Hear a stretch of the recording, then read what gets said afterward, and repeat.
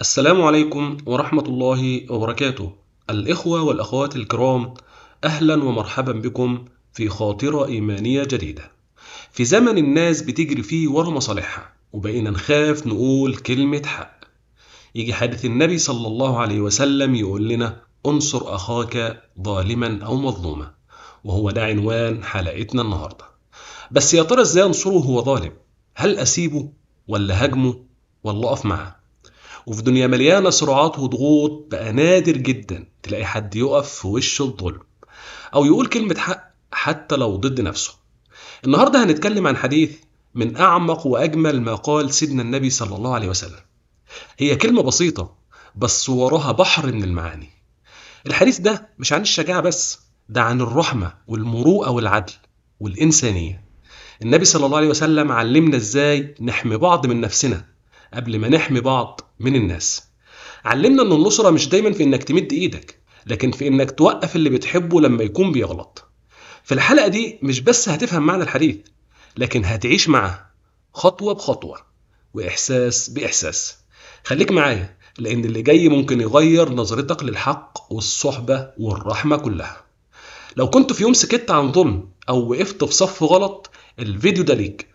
اسمعوا للآخر لأن الحقيقة ساعات بتوجع صحيح، بس دايما بتعارك. وقبل ما نبدأ رحلتنا حبيت أفكر حضرتك تعمل لايك وتشترك في القناة لو لسه ما اشتركتش، ويا ريت كمان لو تقول لنا رأيك في التعليقات. ويلا بينا نكمل رحلتنا. وأول حاجة هنتكلم عنها النهاردة وهي معنى النصرة الحقيقية. قال الله تعالى: وتعاونوا على البر والتقوى ولا تعاونوا على الإثم والعدوان. والنبي صلى الله عليه وسلم قال: انصر أخاك ظالما أو مظلوما. قالوا: يا رسول الله، هذا ننصره مظلوما، فكيف ننصره ظالما؟ قال: تمنعه من الظلم، فذلك نصره.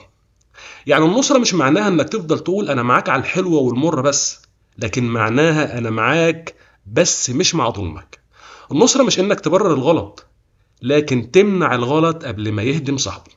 اللي يحبك بجد مش اللي يطبطب عليك وانت بتغلط، لا، ده اللي يوقفك ويواجهك وما يخافش يخسرك لو على حساب الحق.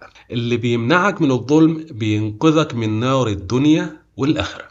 وهحكي لحضرتك قصة صغيرة. جاء عمر بن الخطاب رضي الله عنه فوجد رجلا يشرب خمرا في بيته، فغضب عمر وقال: اتق الله. فقال الرجل: يا أمير المؤمنين، أنت تتجسس علي. قال عمر: أنا مش جاي أفضحك، أنا جاي أنصرك على نفسك. كلمة أنصرك على نفسك دي تختصر معنى الحديث كله. في شاب كان بيشتغل في محل وصاحبه طلب منه يزور فواتير علشان يربحوا أكتر.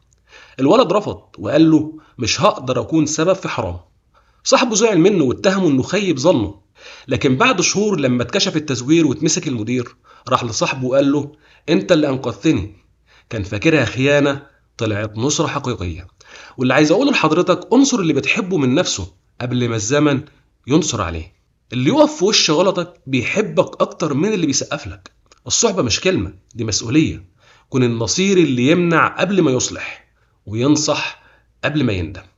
انصر أخوك بس انصره بحق. وتاني حاجة هنتكلم عنها النهاردة وهي نصرة المظلوم فريضة مش فضل. قال الله تعالى: وما لكم لا تقاتلون في سبيل الله والمستضعفين. والنبي صلى الله عليه وسلم قال: المسلم أخو المسلم، لا يظلمه ولا يسلمه. يعني المظلوم مش لازم يكون دايما فقير أو ضعيف، ممكن يكون حد منكسر بكلمة أو موجوع بخيانة. ساعات النصرة تبقى حضن، وساعات كلمة، وساعات موقف شجاع. المظلوم اللي محدش بيقف معاه بيتكسر، بس اللي يلاقي حد ينصفه بيرجع يقف تاني. وربنا وعد إن اللي ينصر مظلوم ربنا نفسه بينصره. السكوت عن الظلم مش حياد، ده اشتراك فيه. وأحكي لحضرتك قصة صغيرة. جاء رجل لعمر بن الخطاب يشتكي ظلم والي من ولاته، فبكى عمر وقال: اللهم لا تبقني يوما إن قصرت في حق مظلوم.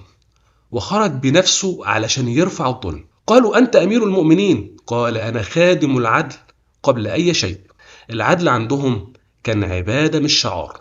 في فتاة ظلمت في شغلها بسبب إشاعة واتقال عليها كلام مش حقيقي. كل الناس سكتوا إلا واحدة قالت الحق. اتخصم من مرتبها واتهموها إنها بتعمل مشاكل، بس بعد فترة ظهرت الحقيقة واتكرمت. أحيانا الحق بيتأخر بس عمره ما بيغيب. واللي عايز أقوله لحضرتك: لو شفت ظلم وسكت كأنك شاركت فيه. حتى لو صوتك ضعيف ربنا بيسمعه. قول كلمة حق، ولو محدش سمعك دلوقتي ربنا هيشهد لك بكرة. ما تخليش خوفك يمنعك من العدل، يمكن صوتك يكون سبب نجاة حد بيتألم. وتالت حاجة هنتكلم عنها النهاردة، وهي لما تكون انت الظالم ازاي تنصر نفسك. قال الله تعالى: إن الله لا يظلم الناس شيئا ولكن الناس أنفسهم يظلمون. والنبي صلى الله عليه وسلم قال: اتقوا الظلم فإن الظلم ظلمات يوم القيامة. أصعب نوع من الظلم هو اللي بتظلمه لنفسك، لما تختار الغلط وانت عارف، لما تظلم غيرك وتفتكر انك كسبت بس الحقيقة انك خسرت نفسك. كل ظلم بتعمله بيرجع لك على شكل وجع أو ندم أو ظلمة في القلب. انصر نفسك قبل ما يجي يوم ما تقدرش. توب ما دامت التوبة مفتوحة، فباب النصرة لسه مفتوح. وأحكي لحضرتك قصة صغيرة. جاء رجل للحسن البصري وقال: يا إمام، ظلمت عبدا لي فهل لي من توبة؟ فقال له الحسن: رد المظلمة واطلب المغفرة، فإن الله لا يغلق بابه عن تائب.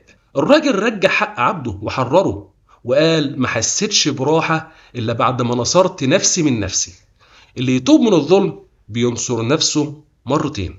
في راجل كان قاطع أخوه سنين بسبب ميراث، كل مرة يجي يعتذر الكبرياء يمنعه، لحد ما أخوه مات فبقى يبكي كل ليلة. ابتدى يساعد الناس في الصلح، وكتب لافتة في بيته: انصر نفسك بالتوبة قبل ما الوقت يسبقك. واللي عايز أقوله لحضرتك: لو ظلمت ما تستناش، ارجع لربنا قبل ما تتمنى الفرصة وما تلحقهاش. انصر نفسك بالاعتراف، بالاعتذار، وبالرجوع للحق. كلنا بنغلط، بس اللي بيرجع هو اللي بينتصر. ابدأ من دلوقتي وما تبصش وراك. ورابع حاجة هنتكلم عنها النهاردة، وهي نصرة الحق فوق كل انتماء.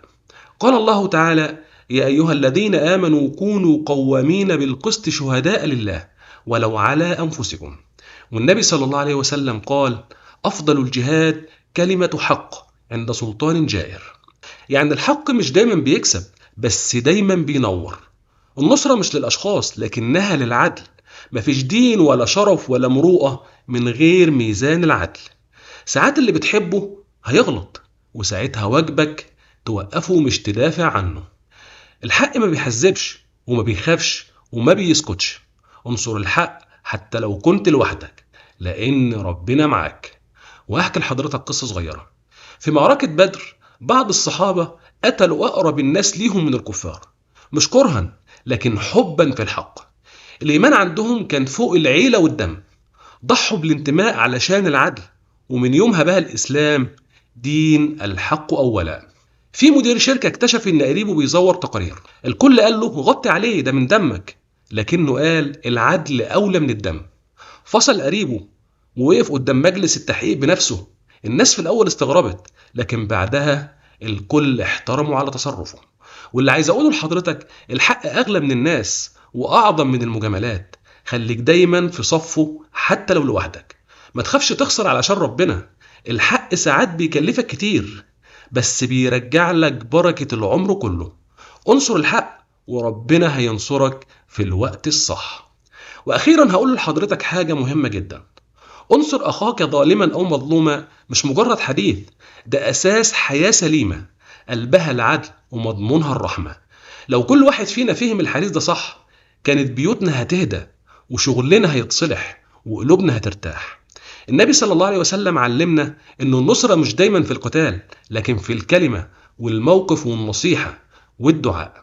انصر أخوك بالحب مش بالغضب، وبالحق مش بالعصبية. والنهاردة اسأل نفسك: هل أنا بنصر الناس على الحق ولا بس على الهوى؟ خليك الشخص اللي ينور الطريق مش اللي يزيد النار. واكتب لي في التعليقات لو في موقف حسيت فيه إنك نصرت حد حتى بكلمة، احكيه يمكن يلهم غيرك. وأخيرا أدعو الله: اللهم اجعلنا من أنصار الحق لا من أنصار الهوى. اللهم ارزقنا الجرأة على قول الصدق والرحمة في نصح الخلق. اللهم اجعلنا ممن ينصرون إخوانهم على أنفسهم قبل غيرهم. اللهم لا تجعل في قلوبنا ميلا للظالم ولا سكوتا على باطل. اللهم انصرنا بالحق واجعلنا من الذين يحبون العدل ويعملون به. اللهم اجعلنا نورا في ظلمة هذا العالم يا أرحم الراحمين. آمين آمين يا رب العالمين. وما تنساش لو عجبك الفيديو اضغط لايك واشترك في القناة علشان يوصلك كل جديد، ويا ريت لو تشاركنا رأيك في التعليقات. جزاكم الله كل خير على حسن استماعكم، والسلام عليكم ورحمة الله وبركاته.